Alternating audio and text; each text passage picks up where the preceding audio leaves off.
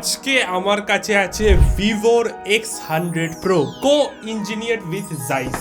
এই Zeiss এর ব্র্যান্ডিংটা খুবই ইন্টারেস্টিং, কারণ Zeiss একটা লেন্সের ব্র্যান্ড যেটা লাগিয়ে আলাদা লেভেলের ছবি ওঠে ডিএসএলআর ক্যামেরা। সেই Zeiss এর যদি আমরা লেন্স পাই তো বুঝতেই পারছো ক্যামেরাটা আমাদের এই ফোনে স্পেশাল হতে চলেছে। এই ফোনটার দাম হলো 89,999, প্রায় 90,000 এর এই ডিভাইসটা। বলা হচ্ছে যে এর ক্যামেরা নাকি আইফোন 15 Pro Max কে হার মানিয়ে দেবে, তার সাথে নাকি ডিএসএলআর লেভেলের ছবি তোমার স্মার্টফোনে উঠবে। এইগুলো তো লোকজন বলছে, কিন্তু অ্যাকচুয়ালি এর ক্যামেরা কেমন সেটা টেস্ট করার জন্য আমরা রাস্তায় বেরিয়ে গেছিলাম। বেরিয়ে গিয়ে আমাদের আশেপাশের এই নানা সুন্দর সুন্দর ছবি আমি এতেও তুলেছি, আইফোনেও তুলেছি, ডিএসএলআরেও তুলেছি। তোমরা ডিফারেন্স বলতে পারবে কিনা সেটাই হলো আজকে দেখার বিষয়। এই ফোনটায় ক্যামেরা তো নেক্সট লেভেলের আছে, তার সাথে এর যে প্রসেসর আছে সেটাও দেখার বিষয়, কারণ এতে আমরা ডাইমেনসিটি 9300 পাচ্ছি। অ্যাকচুয়ালি কি আমাদের ডেইলি লাইফে কতটা আমরা ইমপ্রুভমেন্টস পাচ্ছি, বা গেম টেম খেললে কতটা ল্যাগ দিচ্ছে বা কতটা ফোন গরম হচ্ছে কিনা সেইগুলো আমরা দেখি। প্রথমে আনবক্সিং করার সাথে সাথেই তুমি এর ভেতরে ফোন পেয়ে যাবে। আর ভাই ফোনটাকে হাতে নেওয়ার সাথে সাথেই এর টেক্সচার একটা আলাদা ব্যাপার আছে। দাঁড়াও ভাই, ফোনটা আমরা সাইডে রাখবো, রেখে আগে আর কি কি মশলা আছে দেখা যাক। কিছু ম্যানুয়ালস আছে আমাদের ভিভোর তরফ থেকে, তার সাথে একটা কেসও আছে সুন্দর। কেসে যদি কোয়ালিটির কথা বলি যথেষ্ট ভালো কোয়ালিটি আছে। ফোনটা তো ভাই হাতে ধরে আলাদাই ফিল আসছে, তার সাথে একটু ফিয়ারও আসছে হাত থেকে যদি পড়ে যায়, কারণ একটুখানি স্লিপারি আছে, বুঝলো তো। তো এটাকে যদি আমরা কেসে লাগিয়ে দিই, লাগিয়েও যদি দেখি ভালোই লাগছে, এটা একটা ম্যাট ফিনিশ পেয়ে যাচ্ছি আর ধরেও একটা ভালো গ্রিপ পাবো। কিন্তু ভাই কেস লাগানোর থেকে আমার একদম এরকম ভাবেই ধরতে বেশ ভালো লাগে। তার সাথে আমাদের চার্জারও আছে 120 ওয়াটের ফ্ল্যাশ চার্জ, তার সাথে আমাদের type C to type C কেবিলও দিয়েছে। এবার বাক্সটা আমরা রাখবো সাইডে, আর আসল মশলাটায় আমরা ঝাঁপিয়ে পড়বো, সেটা হলো আমাদের ফোন। এবার যদি এই টেক্সচারটার কথা বলি, এটা বেসিক্যালি অ্যান্টি গ্লেয়ার মেটেরিয়াল দিয়ে তৈরি, তো কোনো ফিঙ্গারপ্রিন্টস এর কোনো সিন তো নেই। তার মানে জাস্ট প্লেন ব্ল্যাক না ভাই, ব্ল্যাকের সাথে সাথে একটা ছোট্ট ছোট্ট হালকা ডট ডট ডট দেখতে হবে, যেটা বেসিক্যালি ব্রাশ ফিনিশ টাইপের দেওয়ার চেষ্টা করেছে। তার সাথে সাইডে আমাদের আছে সুন্দর অ্যালুমিনিয়াম ফ্রেম, আর পেছনে আমাদের একটা বড়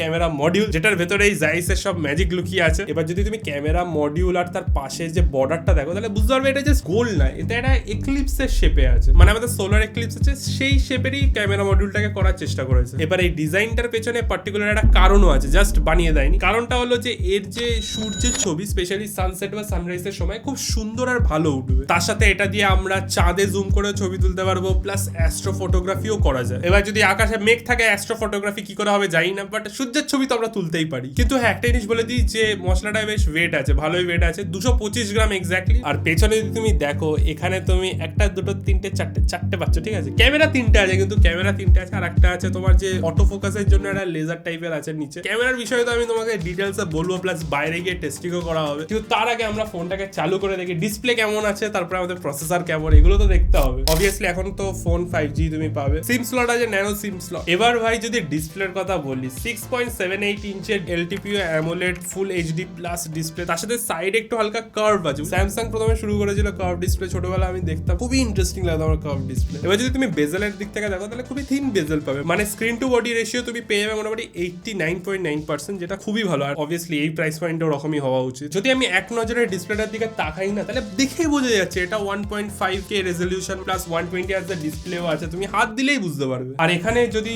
আমি ব্রাইটনেস এর কথা বলি, তাহলে 3000 নিটস এর ব্রাইটনেস পেয়ে যাবো আমরা। ফুল ব্রাইটনেসে তো দেখতেই পাচ্ছ সাংঘাতিক ব্রাইট আছে, আমরা বাইরেও ইউজ করেছি, বাইরেতেও কোনো অসুবিধা তেমন হয়নি। এবার এর এই ডিসপ্লেতে নর্মাল ওটিটি কন্টেন্ট তুমি এইচডিআর এ দেখতে পাবে, তার সাথে যদি ইউটিউব তুমি খোলো না, ইউটিউবে তুমি 4K 60 FPS এ দেখতে পাবে ভিডিও। গোপাল ভার একদম 4K 60 FPS এ দেখতে হবে ইউটিউবে, ঠিক আছে, কোনো অসুবিধা হবে না। সাবস্ক্রাইব করুন, গোপাল ভার ভাই সাবস্ক্রাইব করতে বলছে, এবার তো সাবস্ক্রাইব করে দাও। এবার যদি অপারেটিং সিস্টেমের কথা বলি, এতে আমরা ফান টাচ OS 14 পাচ্ছি, যার মানে হলো আউট অফ দ্য বক্স আমরা অ্যান্ড্রয়েড 14 পেয়ে যাবো। খুবই স্মুথ আর রেসপন্সিভ, এমনি অ্যানিমেশন সবকিছু আছে। কিন্তু একটা জিনিস বলবো যে এত টাকার ফোন, তার সাথে কয়েকটা কিছু ব্লোটওয়্যারস আমরা পেয়েই যাচ্ছি, যেমন ফোন পে, পেটিএম, এগুলো আগে থেকে তোমার প্রি ইনস্টল থাকবে, তো যদি তোমার প্রয়োজন না পড়ে তুমি ইজিলি আনইনস্টল করে দিতে পারবে। এবারে প্রসেসরের ব্যাপারে তো আমি বলবোই, তার সাথে গেমসও খেলা হবে, বাইরে গিয়ে ছবিও তোলা হবে। কিন্তু তার আগে আমি বলে দিই ব্যাটারির কথা, কারণ পুরো দিন আমরা ইউজ করবো, করে তোমাদেরকে দেখাবো যে কতটা ব্যাটারি কেমন কি পড়ে। আগের জেনারেশন ভিভো V90 Pro সেটা ছিল 4870 mAh, এতে আমরা 5400 mAh এর ব্যাটারি পাচ্ছি। আর তার সাথে দেখেইছো 120 ওয়াটের চার্জারও দিয়েছে আমাদের। এবার ব্যাটারি তো এদের বেশি আছে, বাট আবার এই ডিসপ্লেটা সাংঘাতিক লেভেলের, রেজলিউশন হাই আছে, প্লাস 120 Hz আছে। অ্যাডাপটিভ রিফ্রেশ রেট যদি অন থাকে তাহলে অতটা অসুবিধা হবে না, বাট এমনি নালে যদি ফুল ব্রাইটনেসে ফোন ইউজ করো, ব্যাটারি তো খাবে না। এবার ফোনের ভেতরে যে প্রসেসর আছে সেটার বিষয়ে বলতে গেলে বলতেই হয় যে এটা ইন্ডিয়াতে ফার্স্ট সিরিজ, যেটায় আমরা ডাইমেনসিটি 9300 পাচ্ছি। তার সাথে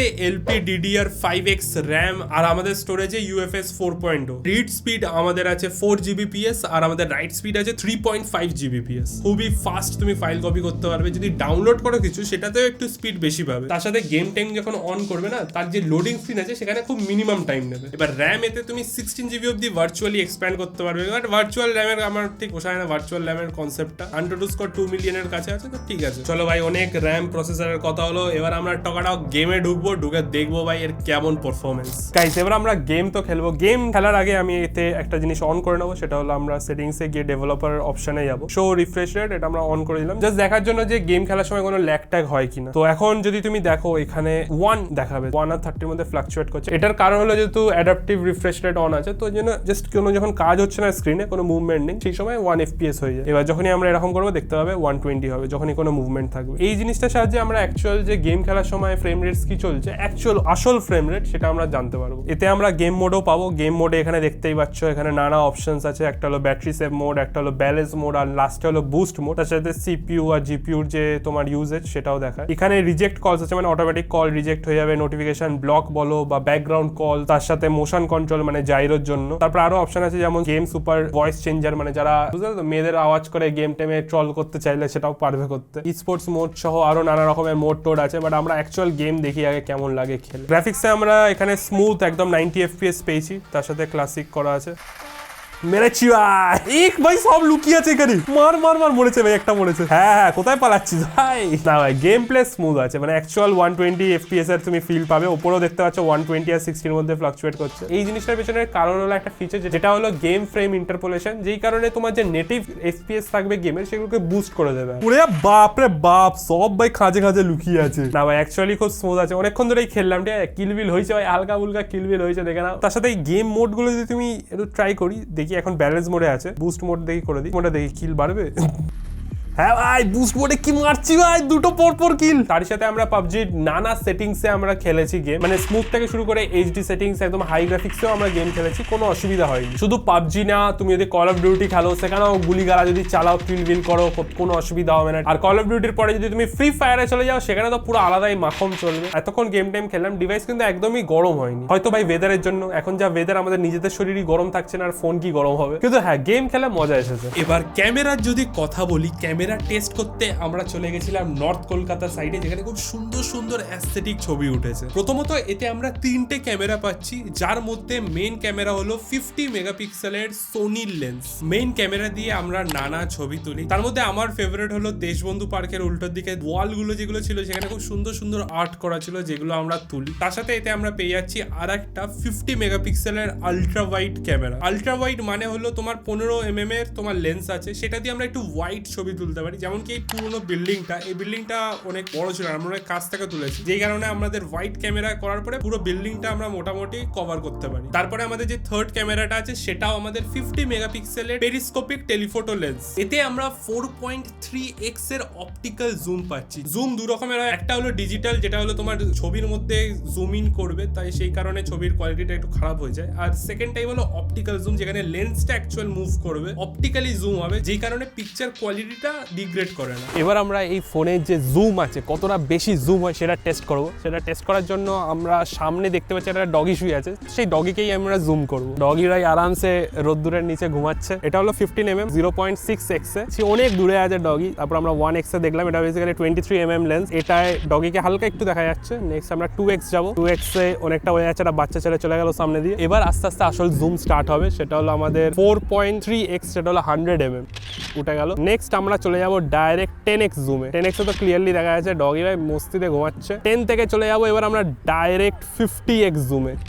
একটা জিনিস বলবো, 50x জুমে যথেষ্ট স্টেবল আছে, মানে আমি আগে iQOO 12 এর জুম টেস্ট করেছিলাম, তো ওটাই খুব কাঁপতো, কিন্তু এটাই সারপ্রাইজিংলি খুবই স্টেবল আছে। এবার নেক্সট আমরা চলে যাবো একেবারে 100x জুমে। ডগির পুরো মুখে জুম হয়ে গেছে, একদম আচ্ছা লাগছে। ডগির ছবিটা ওর একটা ক্লিয়ার এসে গেছে, এটা আমাদের পোস্ট প্রসেসিং এর পরে। আজকে যখন আমি এই ফোনটা টেস্ট করছিলাম মাঠে, অনেক কারোর সাথে দেখা হয়, আর অনেকেই বললো যে তারাও আমার মতন ইউটিউবার হতে চায়। তো তোমাদেরকে হেল্প করার জন্যই আমার 5 বছরের যে ইউটিউব যে এক্সপিরিয়েন্স আছে, যে নলেজ আছে, সেটা আমি শেয়ার করবো লাইভ ফেব্রুয়ারি মান্থে, যেখানে যেখানে আমি একদম 0 থেকে 800K আর ওভার মিলিয়ন যে সাবস্ক্রাইবার্স আমি কালেক্ট করেছি ডিফারেন্ট চ্যানেলসে, বলো টেক হোক, ব্লগিং হোক, কমেন্ট্রি হোক, সবকিছু যে স্ট্র্যাটেজি আছে, যে সিক্রেটস আছে, আমি যেগুলো ফলো করি সেগুলো শেয়ার করবো। এমনিতে 499 প্রাইস রেখেছিলাম, বাট কারেন্টলি যদি তুমি ভিডিওটা দেখার সাথে সাথে রেজিস্টার করে নাও তাহলে 249 পেয়ে যাবে। তোমরা যদি জয়েন করতে চাও তাহলে রেজিস্টার করে নিতে পারো, createbangla.com বা ডেসক্রিপশনে লিংক আছে। 4 নম্বর যেটা নিচে দেখতে পাচ্ছ, এটা কোনো ক্যামেরা না, এটা বেসিক্যালি লেজার অটো ফোকাস। এখানে আমাদের যে অটো ফোকাস আছে বা ফোকাস আছে সেটা করতে হেল্প করে। তো আমরা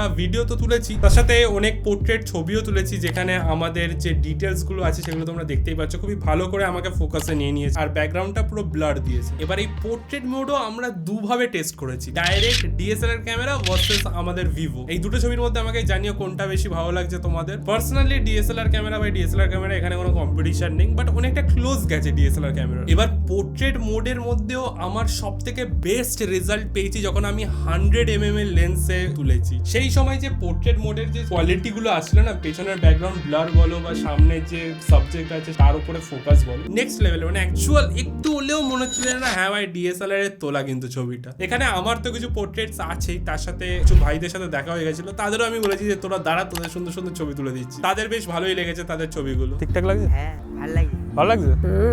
ভালো। আর নেক্সট যে ইন্টারেস্টিং টেস্টটা করেছি সেটা হলো আমাদের আইফোন 15 প্রো ম্যাক্স এর সাথে আমাদের ভিভো X100 Pro এর কম্পিটিশন দিয়েছি। সেখানেও আমার মনে হচ্ছে আইফোনের ছবিটা একটু বেটার এসেছে, যদিও ভিভোর যে ছবিটা আছে সেটা একটু ব্রাইট আছে, স্কিন কালারটা একটু বেশি লাইট হচ্ছে পোস্ট প্রসেসিং এ। এবার পেছনে যে জাইসের ব্র্যান্ডিংটা দেখছো তার সাথে নিচে একটা টি স্টার দেখতে পাবে। এই টি স্টারটা বেসিক্যালি টি স্টার কোটিং, যেটা আমাদের লেন্সে আছে। জাইসের লেন্সে ইউজুয়ালি থাকে এই টি স্টার কোটিং। এই টি স্টারের মানে হলো বেসিক্যালি কোনো লেন্স ফ্লেয়ার আসবে না। মানে তুমি যদি সূর্যের অপোজিটে দাঁড়িয়ে ডাইরেক্ট সূর্য এম করে যদি ছবি তোলো তাহলে সূর্যের যে ফ্লেয়ার গুলো হয় না সেগুলো আসবে না বা মিনিমাম আসবে। তো সেটাই টেস্ট করার জন্য আমি এখন দাঁড়িয়ে আছি একদম সূর্যের উল্টো দিকে, আর সূর্যের দিকেই আমি এম করে একটা ছবি তুলবো। আর যদি তুমি ছবিটায় দেখো কোনো সূর্যের যে ফ্লেয়ার গুলো হয় না ওগুলো একদমই নেই। আর একটা টাইপ অফ ছবি খুব ইন্টারেস্টিং, সেটা হলো জাইসের একটা আর্কিটেকচার মোড আছে, সেটা টিপে আমরা ডিফারেন্ট বিল্ডিংস এর ছবি তুলেছি। প্রথমে তো সুন্দর সুন্দর ওয়াল আর্ট করা বিল্ডিং গুলো ছবি তুলেছিলাম, সেটা দেখতে খুবই ভালো লাগছে। আর ভালো লাগছে কারণ এটা বেসিক্যালি কিছুই করছে না, জাস্ট ওপর আর নিচের পার্টটা ব্লার রাখছে। তার সাথে কালার টালার তো বেশ ভালোই উঠেছে, বেশ ভালো ভাইব্রেন্ট ভাইবস তুমি পেয়ে যাবে ছবি থেকে। আমাদের ডিফারেন্ট ক্যামেরা মোডস আছে, যেমন ম্যাক্রো মোড, অ্যাস্ট্রো মোড, তারপরে সুপার মুন মোড, সবকটা আমরা টেস্টিং করেছি একদম লাইভ। প্রথমে ম্যাক্রো মোড যদি দেখো, রাস্তা ধারে একটা গাছ ছিল, সেখানে গুড়ি গুড়ি ফুল ছিল, তো সেগুলোতে আমরা পুরো একদম ফোকাস দিয়ে তুলেছি। তারপরে একটা হাঁসও ছিল, হাঁসটাকেও আমি অনেক দূর থেকে ম্যাক্রো মোডে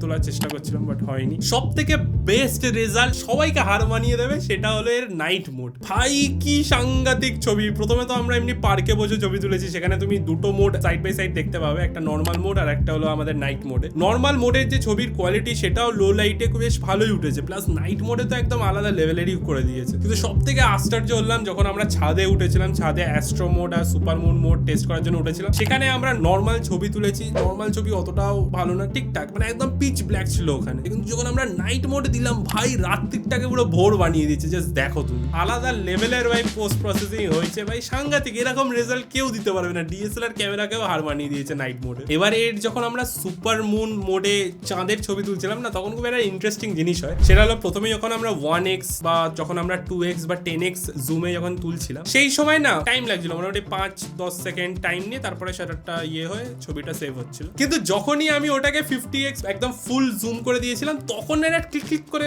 টিপছি উঠে যাচ্ছে, তখন আর প্রসেসিং এর সময় নেই। আর চাঁদের নর্মালের চাঁদের একটু রিয়েলিস্টিক ছবি ছিল, কিন্তু তারপরে আমার মনে হচ্ছে যে ওই এআই দিয়ে একটা নর্মাল জেনেরিক চাঁদের ছবি সেটাকে সুপার ইম্পোজ করে আমাদের দিচ্ছে। পুরোটা যে জালিয়াতি সেটা আমি বলবো না, কারণ আমাদের এই টাইমে, যেই টাইমে আমি ছবিটা তুলেছিলাম, চাঁদটা ফুল মুন ছিল না, ঠিক আছে, হাফ মুন ছিল। আর আমরা সেই অবস্থাতে ছবি তুলি, আর আমাদের যে রেজাল্টটাও এসেছে সেটাও হাফ মুনই এসেছে। এবার চাঁদের ডিটেলস, টেক্সচার, গাড্ডা, সেটা তো আর আমি চাঁদে যাইনি, তো আমার জানা নেই, বাট ছবিতে মোটামুটি ঠিকঠাকই উঠেছে। কিন্তু একটা মোড আছে যেটার আমি একদমই মাথা মুন্ডু বুঝতে পারিনি, সেটা হলো অ্যাস্ট্রো মোড। আমরা যখন অ্যাস্ট্রো মোডে ছবি তুলছি তখন আমাদের আকাশের চাঁদ ছিল, তার সাথে একটা দুটো তারা দেখা যাচ্ছিল, এছাড়া কিচ্ছু ছিল না। কিন্তু অ্যাস্ট্রো মোড দিতেই পুরো ভাই আকাশে কোথাও থেকে ভাই পুরো তারায় ভরে গেল, তার সাথে জোডিয়াক সাইনও চলে আসছিল। আলাদা লেভেলের কি অ্যাস্ট্রো মোড। অ্যাস্ট্রোটা পুরো একটুখানি আমার একটু স্ক্যাম লাগলো। এবার ভিডিও টেস্ট করার জন্য আমরা 4K 60 FPS এর রাস্তায় ভিডিও তুলেছি, প্যান মুভমেন্ট রেখেছি দেখার জন্য কতটা স্টেবল। এতে আমরা OIS পাচ্ছি, অপটিক্যাল ইমেজ স্টেবিলাইজেশন, সেই কারণে তেমন কোনো শেক ছিল না ফুটেজে। আর 4K 60 FPS এর যে ভিডিও কোয়ালিটি সেটাও বেশ ভালোই লেগেছে। লেগেছে আমার। তার থেকেও আরেকটা জিনিস যেটা আমি ট্রাই করেছিলাম সেটা হলো স্লো মোড। স্লো মোডটা কি বলতো, একটু ভালো তোমার আলো লাগবে, তারপরে ভালো একটু কাছ থেকে তুলছো তখনই ভালো লাগবে। এমনি নাহলে স্লো মোডে একটু জুম মানে 2x এর অপশন হবে, 2x অতটা ভালো কোয়ালিটি আসছিল না। একটা ভাই হিপ হপ ডান্স প্র্যাকটিস করছিল, সেখানে নানা স্টান্ট ওয়ান্ট মারছিল, তো আমি প্রথমে দূর থেকে স্লো মোশনে নিচ্ছিলাম, অতটা ভালো কোয়ালিটি পাচ্ছিলাম না। তারপরে আমি মাঠের ভেতরে যাই, ভেতরে ওটা একদম কাছ থেকে নিয়েছি, আর কাছ থেকে তুমি দেখতেই পাচ্ছ রেজাল্ট বেশ ভালো এসেছে স্লো মোডটা। তার সাথে এতে আরেকটা মোড আছে, সেটা হলো সিনেম্যাটিক পোর্ট্রেট মোড, যেটা বেসিক্যালি আমাদের আইফোন আছে, আইফোনের যে সিনেম্যাটিক মোড আছে ওরকমই কনসেপ্টটা। বেসিক্যালি যদি আমরা মাল্টিপল পারসনস যদি একটা ফ্রেমে থাকে, সেখানে ফোকাসটা তুমি শিফট করতে পারবে। মানে একবার আমাদের ফুচকা কাকুর উপর ফোকাস ছিল, তারপর আমার উপর ফোকাস চলে এসেছে। এছাড়া ব্যাকগ্রাউন্ডে ব্লারও থাকবে। তো এটাই হলো আমাদের সিনেম্যাটিক পোর্ট্রেট মোডটা। তার সাথে এখানে দেখতেই পাচ্ছ কাকু আমাদের দিয়ালে রং করছিল, ডিফারেন্ট আর্টস বানাচ্ছিল, সেটাই আমরা তুলেছি পেছন দিক থেকে। কালারস এর ভাইব্রেন্ট ভালো, বেশ কালার গুলো ভালো এসেছে। এবার গাইস, এতে আছে 32 মেগাপিক্সেলের সেলফি ক্যামেরা। আর সেলফি ক্যামেরাটা কেমন হয় সেটা টেস্ট করার জন্য আমি তোমাদের সাথেই সেলফি তুলেছি, আর দেখো কেমন উঠেছে ছবিটা। তারপরে আমি কিছু সেলফিও নিয়ে নিই, আর একদম আমরা কিচ্ছু ছুঁইনি, কোনো বিউটি মোড না, কিচ্ছু না। মানে তুমি দেখতেই পাবে যে আমার যে স্কিনটা আছে এটাকে আরো স্মুথ করা হয়েছে। আমার এমনি নর্মাল আমার দেখতে ভালো না, বাট তাও আমার নর্মাল র ছবি ভালো লাগে। তার সাথে ভাইকে আমি একটুখানি ফুটবলের স্কিলও দেখাতে বলছিলাম। পারি না বললে হবে, স্কিল লাগাতে হবে তো। এই তো জিও ভিডিওতে ইন্টারনাল অডিও দেখতেই পাচ্ছ মোটামুটি ঠিকঠাকই ধরেছে। তার সাথে যে অ্যাম্বিয়েন্ট সাউন্ড ছিল সেগুলো বেশ ভালো এসেছে। আমি পুরো গোটা দিন ইউজ করেছি, ঠিক আছে। আমরা এরকম ছবি তুলেছি, ভিডিও তুলেছি একদম 4K তে। বাড়ি থেকে বেরোনোর সময় 100% ব্যাটারি ছিল, আর এখন কারেন্টলি 78% ব্যাটারি আছে। অ্যাকচুয়াল যে জাইসের সাথে কোলাবোরেশনে ক্যামেরাটা এসেছে, ভালোই ছবি উঠেছে। আর নাইট মোড আর 100mm লেন্সের পোর্ট্রেট মোডটা পুরো আলাদা লেভেলের। তো এই ছিল vivo X100 Pro। আমাকে জানিও তোমাদের এই ছবি আর ভিডিওগুলো কেমন লাগলো। আর আজকে ভিডিও এতটাই, দেখা হচ্ছে পরের ভিডিওতে। বাই।